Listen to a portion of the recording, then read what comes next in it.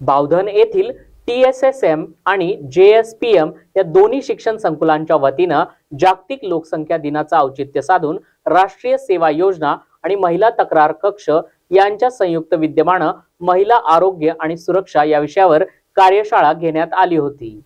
या कार्यशाळेमध्ये 300 महिला आणि विद्यार्थिनी यांनी सहभाग नोंदवला होता। या कार्यक्रमाच्या निमित्तानं महिलांच्या आरोग्याबाबत जागृती निर्माण व्हावी आणि मुख आणि स्तनाच्या कर्करोगाबाबत योग्य वेळी लसीकरण केलं पाहिजे, तसेच त्यामुळे कशा पद्धतीनं कर्करोगावर नियंत्रण मिळू शकतं ही माहिती आपल्याला व्याख्यानातून बीजे शासकीय वैद्यकीय महाविद्यालयाचे प्राध्यापक आणि तज्ञ डॉक्टर अविनाश भोसले यांनी आपल्या वेगवेगळ्या उदाहरणांच्या माध्यमातून महिलांना माहिती दिली।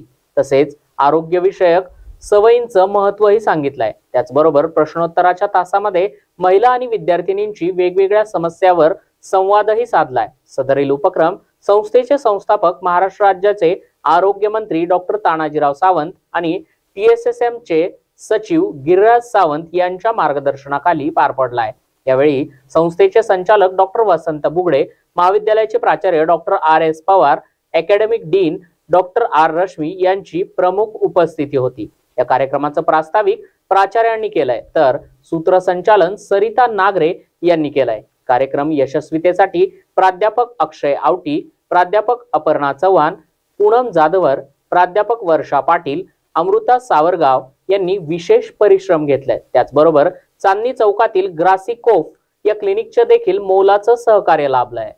रमेश कुंभार, झूम ऑन न्यूज, पुणे।